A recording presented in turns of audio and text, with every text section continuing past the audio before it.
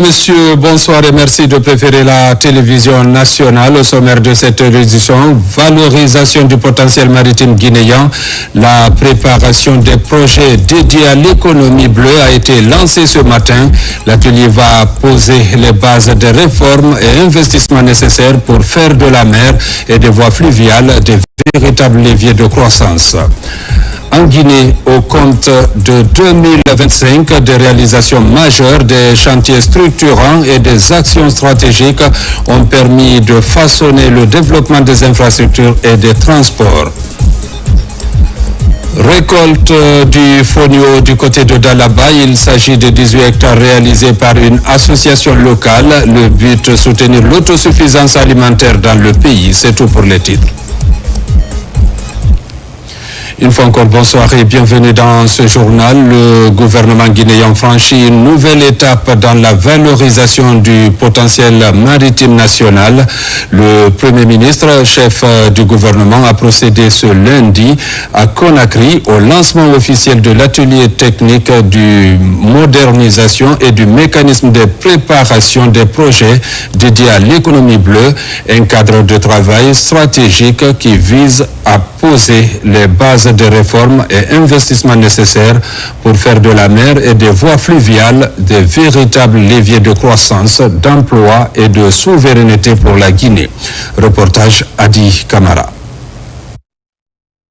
Ce lundi, le Premier ministre chef du gouvernement vient procéder au lancement technique du mécanisme de préparation des projets pour l'économie bleue en Guinée. C'est un cadre de réforme et d'investissement afin de mieux intégrer le potentiel des ressources océaniques, côtières et fluviales de notre pays.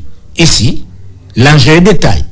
La rencontre priorise les investissements nécessaires à l'exploitation durable de notre immense patrimoine océanique. La gouvernance des ressources naturelles, qui sont appelées autrement bien communs, appelle à la multisectorialité, mais aussi à l'intégration des actions. Comme disait un penseur, un bien commun ou tout bien commun en libre accès nous amène à la ruine. J'aimerais dire que cette ruine est la raréfaction, la pollution ou alors la disparition de la ressource. L'économie bleue est un impératif économique et écologique.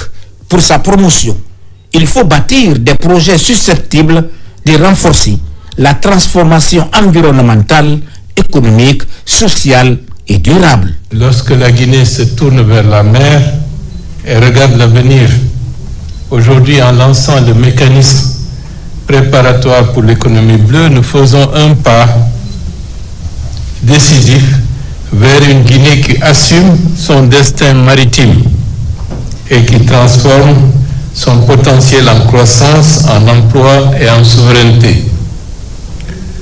Nous avons le privilège d'appartenir à l'océan Atlantique. Ce privilège n'a de sens que si nous en faisons une force. Nous devons nous engager à bâtir une économie bleue moderne, respectueuse de nos écosystèmes et génératrice d'opportunités pour notre jeunesse.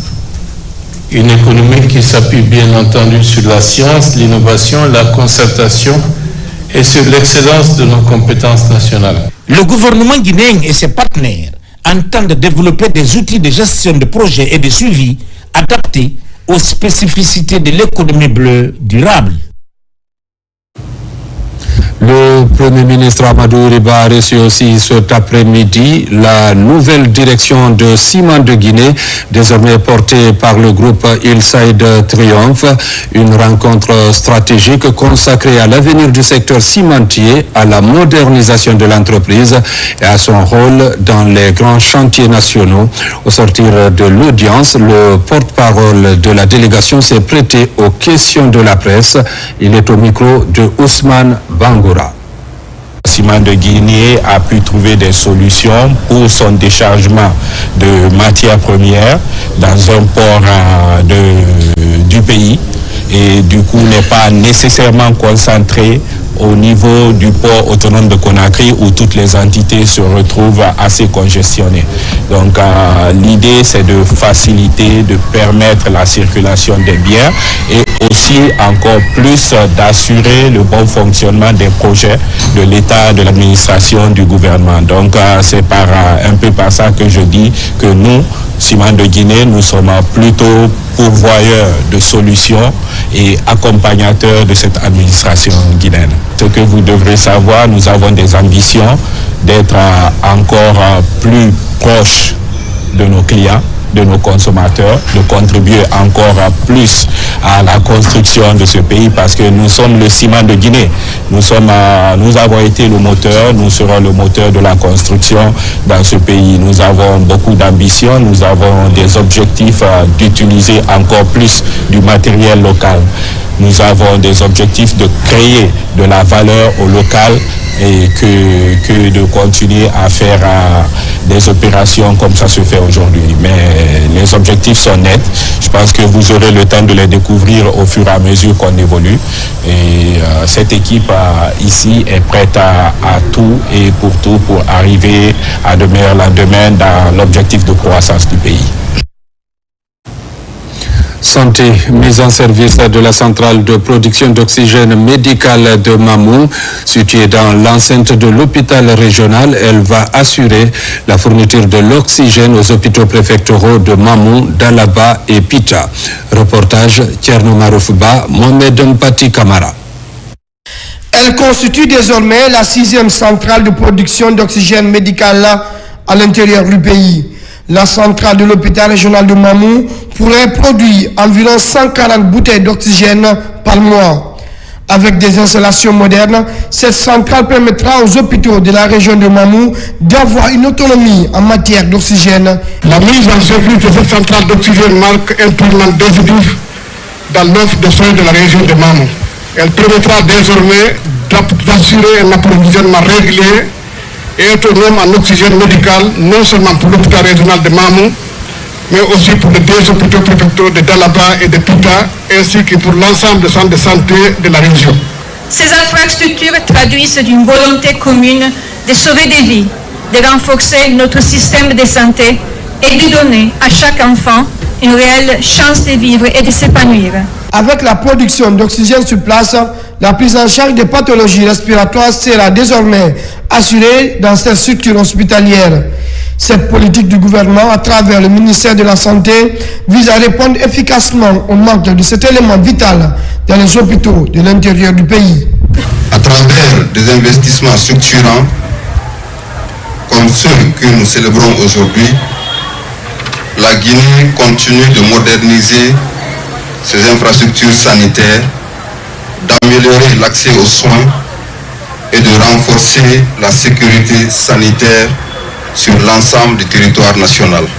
Pour couvrir toutes les régions administratives des centrales de production d'oxygène, telle est l'ambition du département de la santé et de l'hygiène publique. Après Mamou, Farana aussi aura bientôt sa centrale de production d'oxygène. Santé encore avec ce vaste programme de rénovation et d'extension du dispensaire Saint-Gabriel. Les travaux prévus sur une période de 9 mois devront permettre d'améliorer la qualité des soins et d'augmenter la capacité d'accueil du centre. La cérémonie de pose de la première pierre a été présidée par son éminence, le cardinal Robert Sarah. Reportage Pascaline Yomalo, Marie-Angélique Bangoura. Le dispensaire Saint-Gabriel soigne, accompagne et soulage les populations de Matoto, de Conakry et des localités environnantes, avec une attention particulière portée aux plus vulnérables. Après 40 décennies de services ininterrompus, l'infrastructure amorce une nouvelle étape de son histoire. Grâce à la pose officielle de la première pierre, présidée par le cardinal Robert Sarah, une phase de modernisation et d'extension est désormais engagée. Celle-ci permettra dans 9 mois de doter le centre d'un cadre médical plus adapté et performant. Nous avons dû créer une maternité il y a quelques années et aujourd'hui l'affluence continuelle de malades et des personnes qui viennent frapper à la porte de ces dispensaires Saint-Gabriel. Porté par l'Église catholique de Guinée et soutenu par plusieurs partenaires techniques et financiers, ce projet ambitionne de renforcer le rôle humanitaire du dispensaire Saint-Gabriel dans le système de santé publique. Je tiens ici à saluer l'Église de Guinée et spécifiquement l'archidiocèse de Conakry qui gère plus de 17 centres de santé à travers le pays. Elle constitue un partenaire précieux pour le ministère de la Santé. L'objectif est clair, préparer les 40 prochaines années du dispensaire Saint-Gabriel. Nous allons remplacer 3 bâtiments anciens et vétustes par 2 bâtiments neufs, modernes et adaptés aux besoins actuels. Ces travaux seront largement financés par le groupe Topaz. Ils dureront 9 mois. Ainsi, nous pourrons faire tous les travaux en continuant notre mission. L'extension prévue permettra d'accroître significativement la capacité de prise en charge des patients.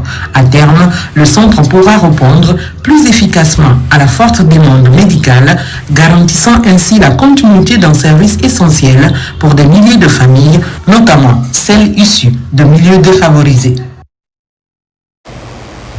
Et comme on parle des infrastructures, l'année 2025 a été marquée par des avancées significatives au sein du ministère des Travaux publics et du ministère des Transports, des réalisations majeures, des chantiers structurants et des actions stratégiques ont façonné le développement des infrastructures et de la mobilité. À travers cette rétrospective, je vous propose une vision d'ensemble des efforts conjoints déployés pour moderniser le territoire, améliorer les services publics et préparer l'avenir avec détermination. Aboubakar Junior Camara, Abraham Christophe Conté.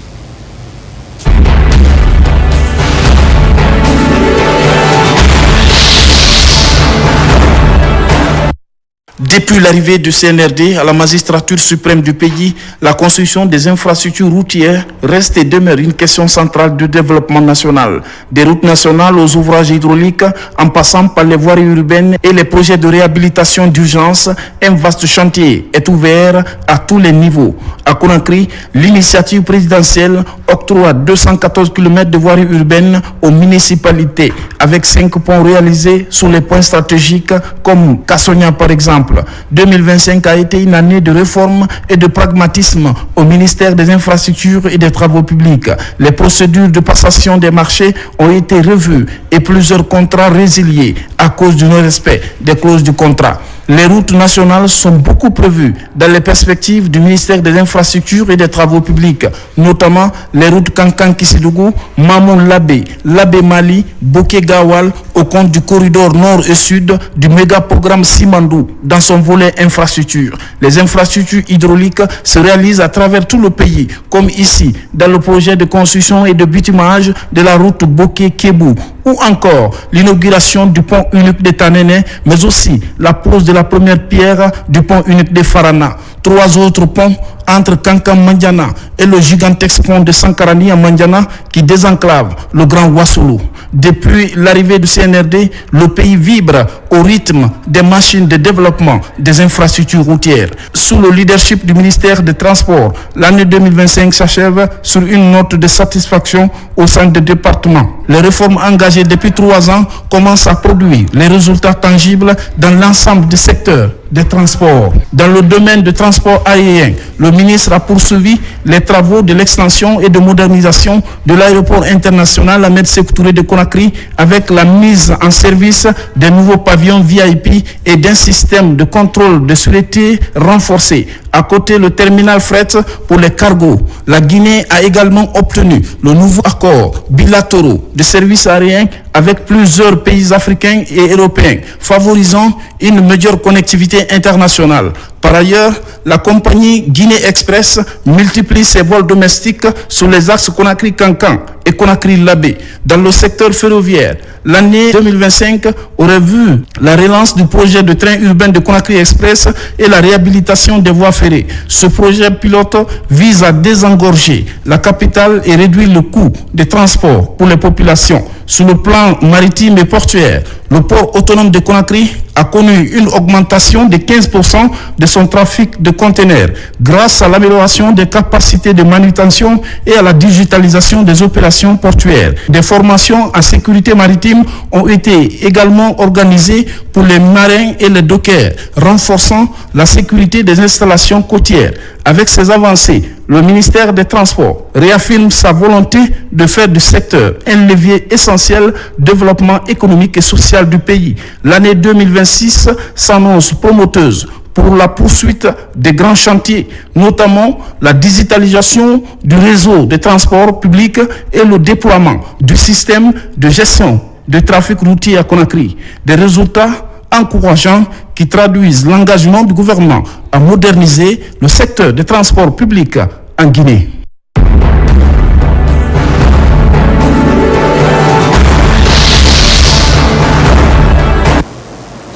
Toujours dans l'actualité, l'ambassade des Émirats arabes unis à Conakry a célébré les 54 ans de la fondation de l'État émirati. Plusieurs personnalités ont pris part à cette cérémonie, une occasion pour les Émirats arabes unis et la République de Guinée de renforcer leur amitié et de rappeler la qualité d'une coopération qui n'a cessé d'exister entre les deux pays. Compte rendu, Makeme Keleti Donzo. L'ambassade des Émirats arabes unis célèbre le 54e anniversaire de la fondation de l'État émirati. Une cérémonie à la fois festive et diplomatique qui a réuni des membres du gouvernement guinéen, des représentants du corps diplomatique, des opérateurs économiques et plusieurs invités. Ce moment a été marqué par des allocutions officielles mettant en avant les liens historiques et la coopération croissante entre les Émirats arabes unis et la Guinée. Nous aspirons à poursuivre dans la prochaine étape notre action commune pour renforcer la coopération économique, développer les investissements, le commerce et soutenir les programmes humanitaires au bénéfice des peuples des deux pays en vue d'un avenir plus prospère et stable. La soirée a été un véritable moment d'échange culturel. Les invités ont pu découvrir des aspects de la culture émirati, mais aussi échanger sur les perspectives de coopération dans les secteurs de l'investissement, de l'énergie, de l'éducation et des infrastructures.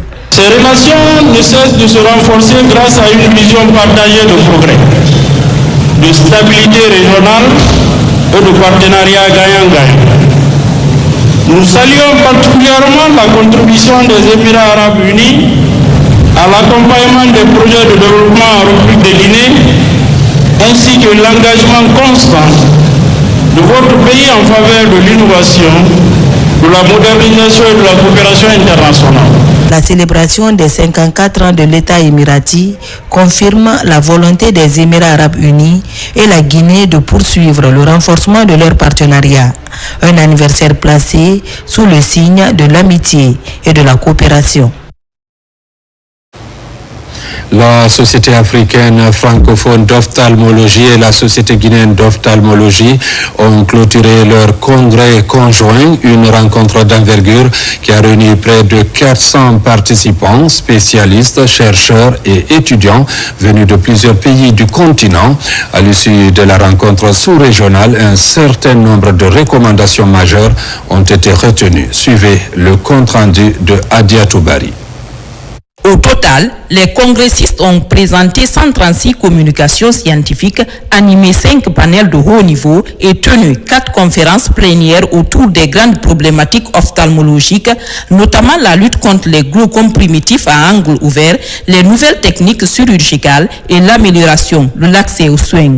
Au terme des travaux, les participants ont formulé plusieurs recommandations fortes. La grande recommandation, c'est maintenant l'utilisation de l'intelligence artificielle dans le cadre du diagnostic, dans le cadre du traitement ou de la prise en charge de certaines pathologies qui sont suscitantes comme les glaucomes, la rétinopathie diabétique, mais également dans le cadre de la prise en charge et du diagnostic des amétropies en milieu scolaire. Nous partons ici très rassurés de ce que les comportements vont changer en termes de diagnostic précoce, en termes de prise en charge et en termes aussi d'accompagnement par rapport à ces patients. Le comité d'organisation se félicite du succès de cette édition, marquée par une participation record et des avancées scientifiques majeures. Nous venons d'accomplir une œuvre historique scientifique à l'épanouissement de l'ophtalmologie en Guinée et dans la sous-région dans le cadre de la lutte et la prévention de la malvoyance, voire de la cécité,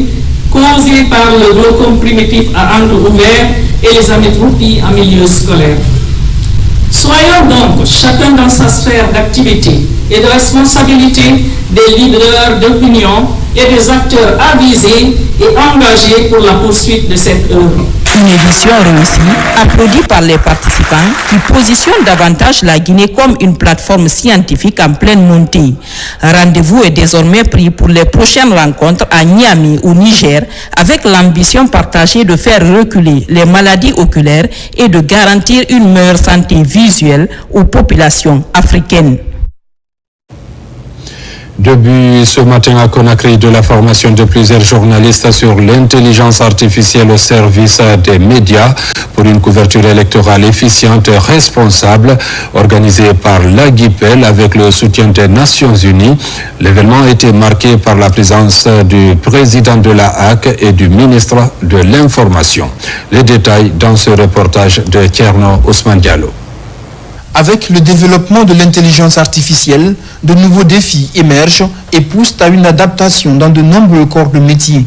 Pour les journalistes, l'intelligence artificielle offre de nouvelles opportunités, mais aussi appelle à une plus grande vigilance, notamment en période électorale, dans le traitement de l'information. Pour aider les hommes de médias à mieux travailler en tenant compte des nouvelles réalités avec l'intelligence artificielle, l'Association guinéenne de la presse en ligne, AGIPEL, avec le soutien des Nations Unies, entreprend un programme de formation à destination de 50 journalistes.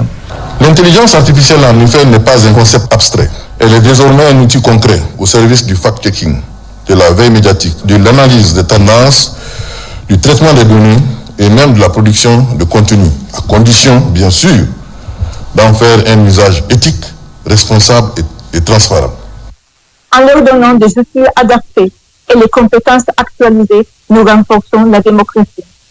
En les aidant à se protéger de la manipulation de l'information, nous protégeons toute la société. En les utilisant pour travailler avec l'intelligence artificielle, nous préparons la Guinée offensive. La thématique de l'intelligence artificielle et la pratique d'un journalisme responsable en période électorale revêt pour le ministère de l'Information et de la Communication et la haute autorité de la communication une importance capitale. L'intelligence artificielle vous permet d'aller très vite, plus loin. Vous dépassez le cadre privé de la correspondance pour en faire plutôt une communication de masse, d'où votre responsabilité. L'intelligence artificielle n'est pas là pour vous remplacer, pour prendre possession de votre jugement, mais pour renforcer vos capacités. Toutefois, son usage dans les médias doit s'accompagner d'une vigilance accrue, respect de la neutralité journalistique, protection des données professionnelles des citoyens, préservation de la confiance du public dans les institutions et dans les médias. Cette formation vous donnera les clés pour utiliser l'intelligence artificielle avec discernement, afin que votre mission d'informer reste fidèle aux valeurs de vérité, de citoyenneté et de transparence. La formation va durer 3 jours et sera sanctionnée très certainement, entre autres, par l'élaboration d'une charte d'éthique sur l'utilisation de l'intelligence artificielle durant cette période électorale. Et puis, cette décision de la Haute Autorité de la Communication porte en suspension d'un journaliste.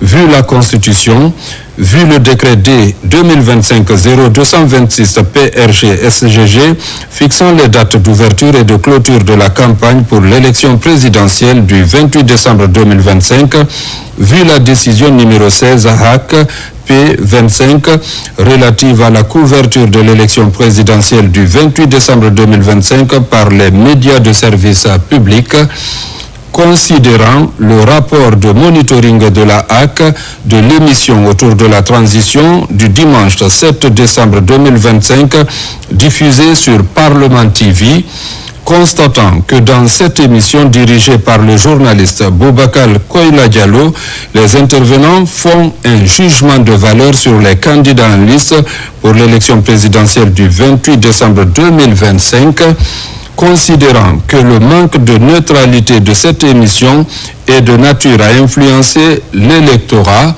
considérant l'autosaisine du collège de la HAC pour examiner cette émission diffusée en période de campagne électorale, la haute autorité de la communication, après en avoir délibéré en sa séance plénière ordinaire du lundi 8 décembre 2025, décide.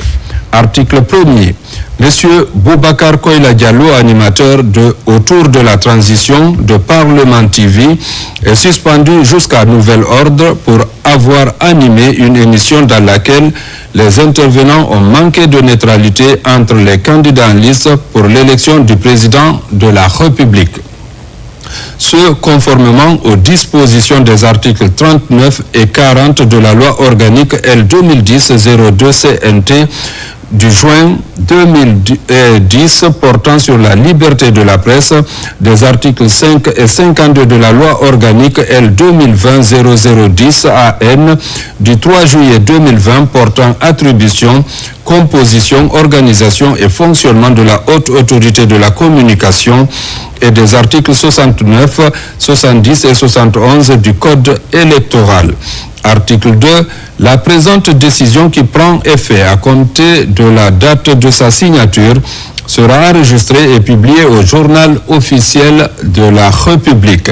Conakry, le 8 décembre 2025 pour la haute autorité de la communication, le président Boubacar Yassine Diallo ont siégé Elhadj Fodebouya Fofana, Elhadj Djelimori Dioubate, Ahmed Kami Kamara, Adja Sarata Diallo, Mariama Kamara, Oumoul Khairi Chérif, Fanta Dopavogi, Mariama Donzo, Amadou Touré.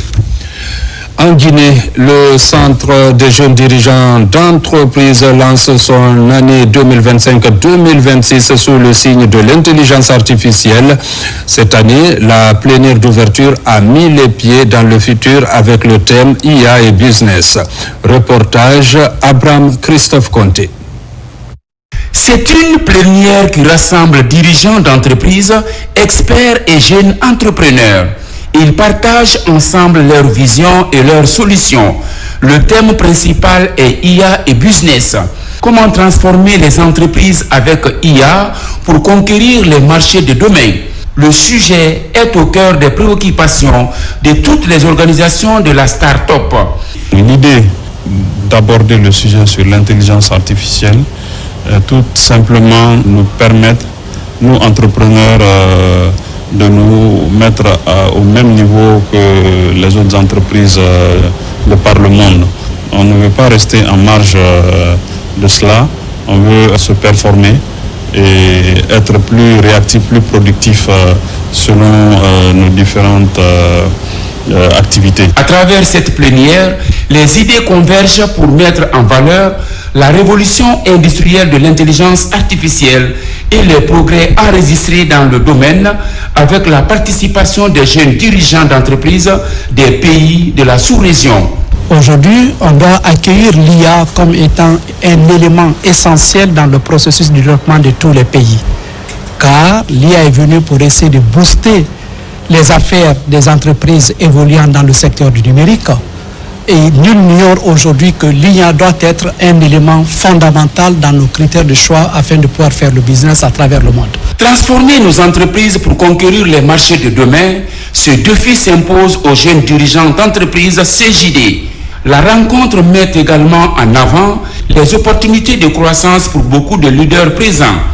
IA constitue un levier majeur pour conquérir de nouveaux marchés afin de mieux accélérer les progrès en termes d'innovation. Validation des travaux axés sur la chaîne de valeur du cacao en Guinée, un dialogue multi-acteurs pour la relance de la filière afin de répondre aux défis de production, de commercialisation et de préservation de l'environnement. L'enjeu est de mettre en œuvre de façon inclusive une transition stratégique vers une économie durable. Reportage Souleymane Kamara, Foudé Kamara.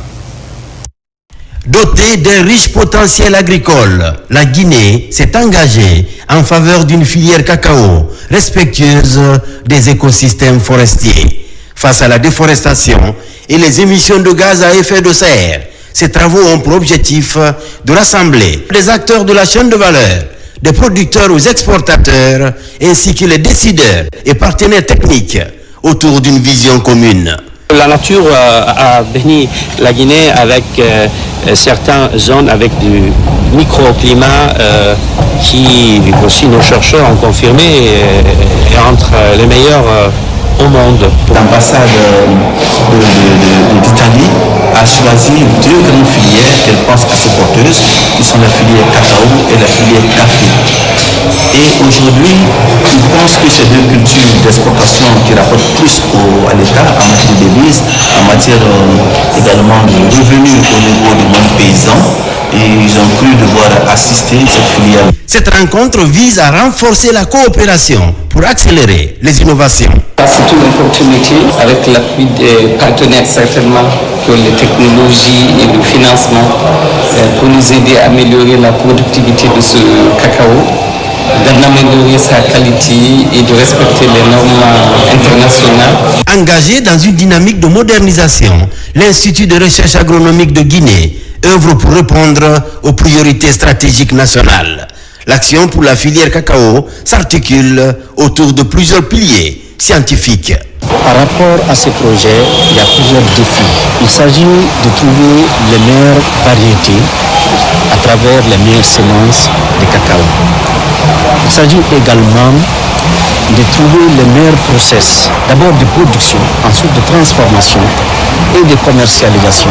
À travers ce dialogue multi-acteurs, la Guinée pose les bases d'une filière cacao alliant performance économique, progrès social et préservation de la biodiversité. La solidarité internationale en action en Guinée pour lutter contre la faim. L'ambassade de Chine et le PAM renforcent cette action avec un soutien concret de 3,5 millions de dollars pour soutenir les efforts nationaux pour la sécurité alimentaire. Sona Sagno, reportage. Dans le but de renforcer les efforts du gouvernement guinéen en matière de sécurité alimentaire et de répondre aux besoins urgents des populations vulnérables, la République populaire de Chine, à travers son agence de coopération internationale pour le développement, vient d'accorder un financement de 3,5 millions de dollars au gouvernement guinéen via le ministère du Plan et de la coopération internationale. Dans ce contexte, l'appui du gouvernement de la République populaire de Chine, via son fonds de coopération Sud-Sud, constitue un signal fort de solidarité internationale.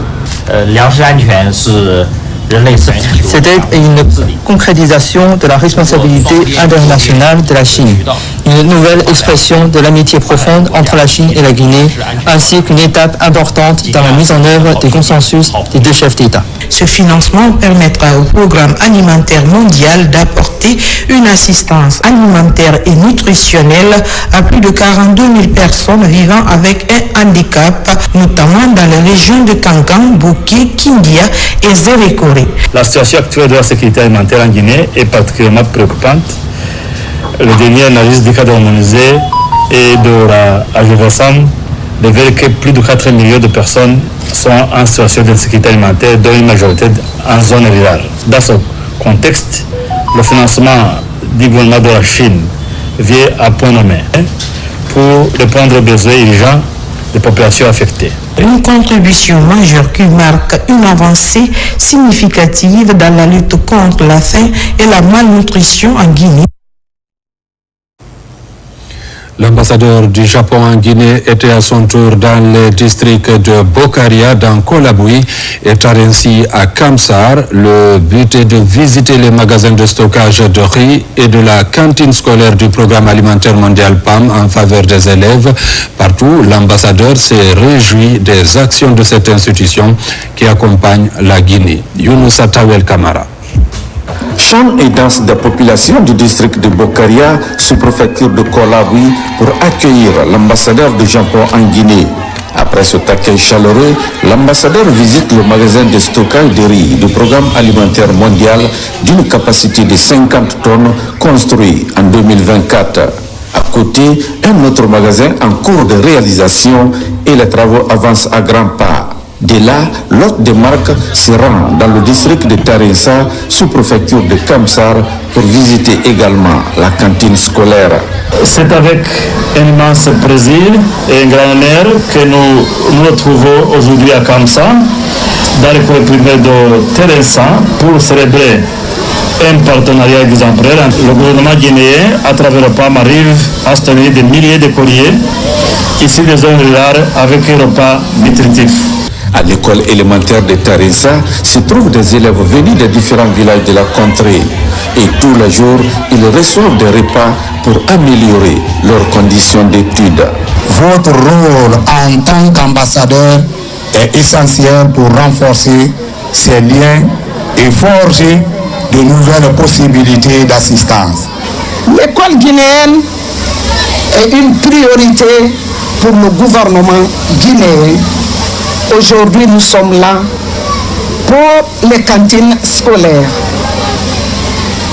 Qui parle de cantines scolaires parle de motivation des parents, des enfants et des enseignants.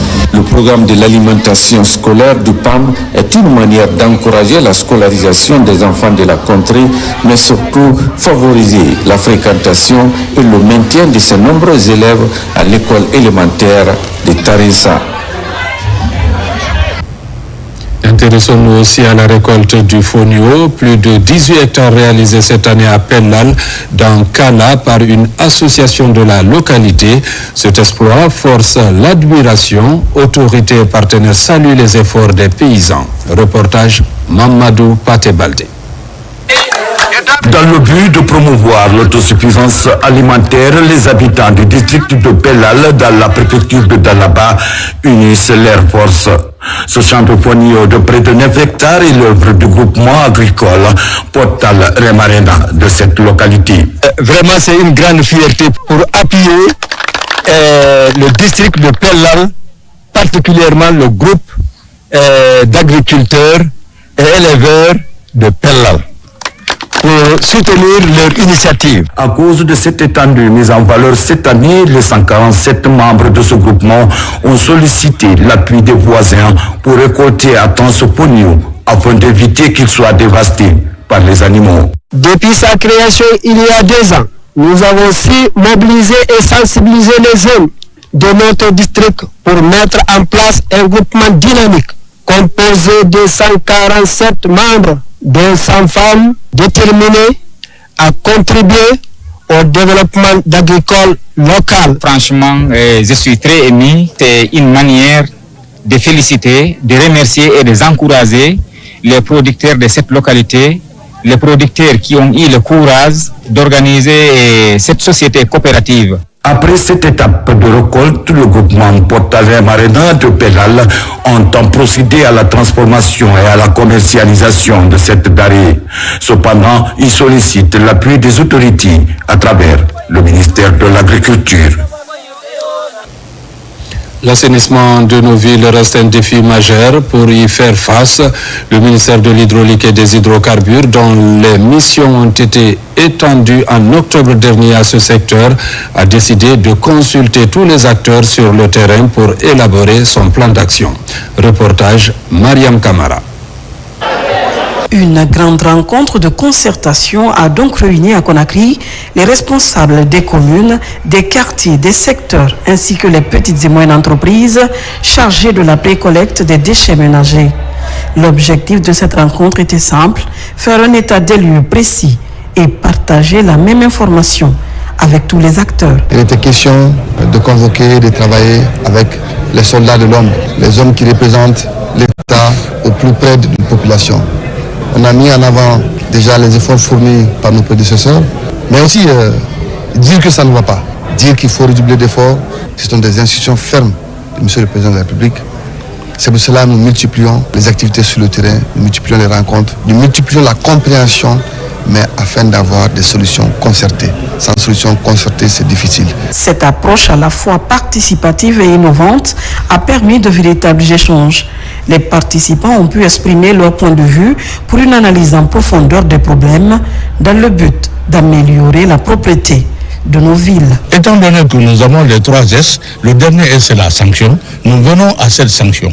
Je vous dis que ça fait une semaine, nous avons arrêté plus de 50 personnes qui viennent jeter les ordures n'importe comment. Nous les faisons faire des travaux d'intérêt général à date. Moi je pense que l'État, pour régler le problème de salubrité, doit faire face à ce problème de décharge d'abord. Un camion prend les déchets pour rentrer à Dar es Salaam, des fois ça peut faire 24 heures, 48 heures. Le camion ne ressort pas. L'accès est difficile. Pour être plus efficace, des engagements concrets ont été pris. Les responsables à la base et ceux au sommet des communes ont promis de mieux collaborer à l'avenir. Les nombreuses recommandations qui sont sorties de ces discussions soutiennent la nouvelle politique du ministère. Validation du plan pluriannuel genre et équité 2026 à 2028. Elle a réuni personnel du ministère du Plan, partenaires techniques, organisations de la société civile et experts en égalité des genres. Objectif, finaliser la feuille de route qui orientera les politiques publiques pendant les 3 prochaines années. Reportage Ibrahima Keita, Marwan Kamara. Ils sont une trentaine, représentants des institutions publiques, organisations de la société civile, partenaires techniques et financiers. Tous réunis pour ajuster et valider les dernières orientations du plan pluriannuel genre équité 2026-2028. Un document considéré comme la feuille de route nationale en matière d'égalité. C'est un programme du ministère du Plan et de la Coopération accompagné par Enabel.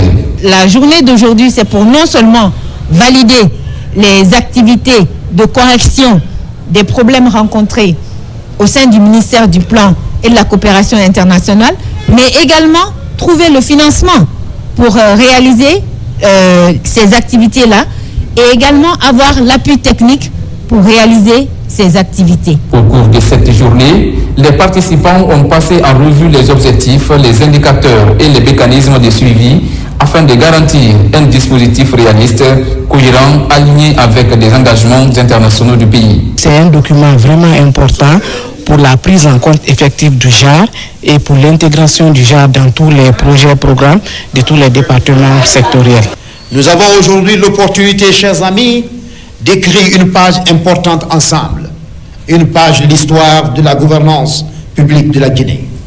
En validant ce plan, en mobilisant les ressources nécessaires, en renforçant les capacités, nous faisons un choix de société, celui d'une Guinée juste, inclusive, moderne, où chacun peut contribuer à la transformation nationale. Au terme de la rencontre, le document a été validé dans ses grandes lignes. Les prochaines étapes porteront sur la mobilisation des ressources et la mise en œuvre opérationnelle dès le début de l'année 2026. La vulgarisation de la bonne gouvernance et des principes démocratiques au cœur des activités de la société civile guinéenne. À Kindia, une rencontre d'échange d'idées a mobilisé plusieurs structures de la CONASOC. Ce renforcement de capacité vise à renforcer le leadership des acteurs pour contribuer au développement socio-économique en cette période de transition. Reportage Aboubakar Diaby.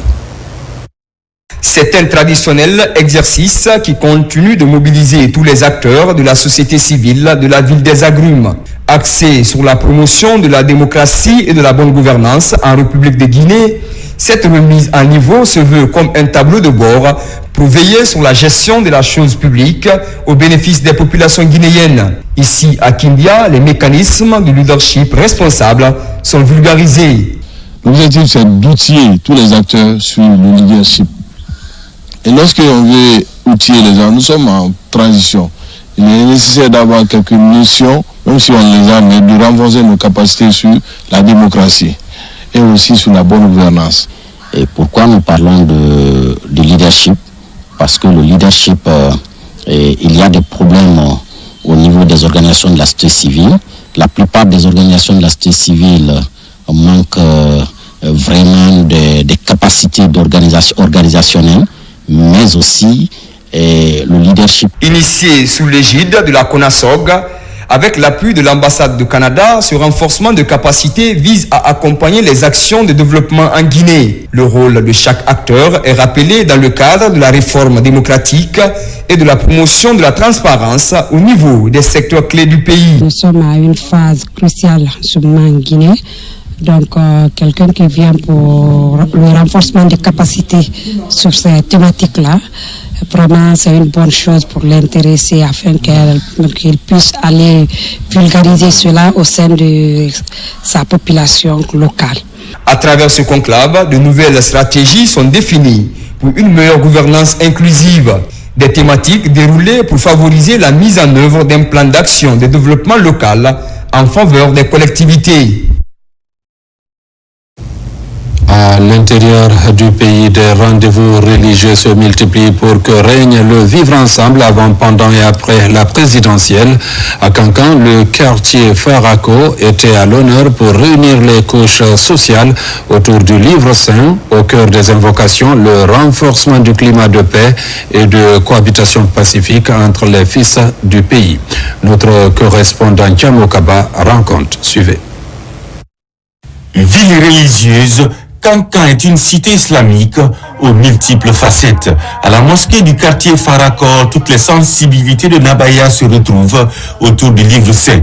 Des prières et invocations sont formulées pour une paix durable dans le pays. La prière est collective afin d'implorer le pardon divin pour plus de résilience et d'unité d'action pour le progrès de la nation. Ce moment d'intense communion a un seul objectif, prôner la paix afin de renforcer la fibre patriotique autour des grands enjeux de développement et de vivre ensemble.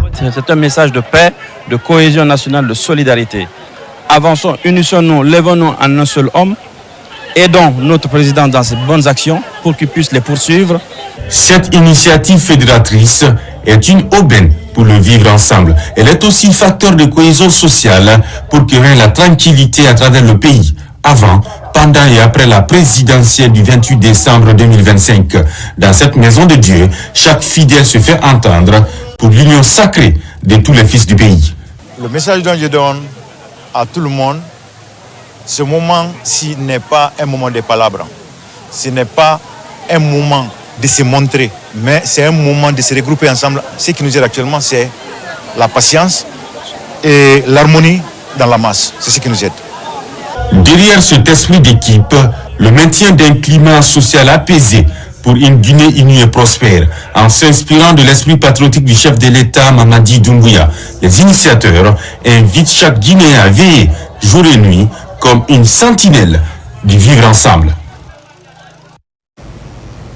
Le programme bénévolat jeunesse se poursuit dans la commune de Khatoma. La deuxième cohorte vient d'être formée pour mieux servir la communauté. En plus des jeunes des différents quartiers de Khatoma, les taxis-motards ont été aussi formés en code de bonne conduite. L'activité a eu lieu à l'occasion de la Journée internationale du volontariat. Reportage Moussa Bangoura. La mairie de Khatoma poursuit son programme bénévolat jeunesse. Après de brillants résultats enregistrés au niveau du premier groupe, l'autorité locale s'engage pour la seconde fois pour la formation et l'insertion socio-professionnelle des jeunes. Venant des 11 quartiers de Khatoma, ce groupe de jeunes vient de boucler une série de formations. À l'occasion de la Journée internationale du volontariat, ces jeunes ont été magnifiés. Nous encourageons ces genres d'initiatives pour que le volontariat et le bénévolat soient vraiment un levier de paix, de cohésion et d'unité et de développement. C'est une grosse initiative et que les autres communes pourraient emboîter pour le développement local. Parce que lorsque les gens sont engagés au sein de leur propre communauté, ils se sentent responsables. Et ça leur permet de s'approprier des bonnes pratiques. Et une fois les projets partis, ces bonnes pratiques-là restent. En plus de la jeunesse des différents quartiers, les taxis-motards de la commune ont aussi bénéficié de cet accompagnement de la mairie. Les codes de bonne conduite et conduite défensive de moto leur ont été enseignés. Les taxis-motards de la commune de Ratoma font montre de civisme. Et c'est que donc il faut encourager. Et la meilleure manière d'encourager, c'est de les motiver par une reconnaissance. Et on a d'autres cohortes de bénévolat de la commune qui sont très engagés et il fallait aussi les reconnaître. On a acquis une connaissance, comment se comporter envers les usagers. Donc la formation nous a apporté beaucoup de choses. S'engager pour apprendre, comprendre pour servir la communauté sont entre autres objectifs de l'administration communale de Ratoma qui multiplie les efforts dans le renforcement de capacité de la couche juvénile. Mesdames, Messieurs, c'est la fin de cette édition. Merci à vous qui nous suivez du côté.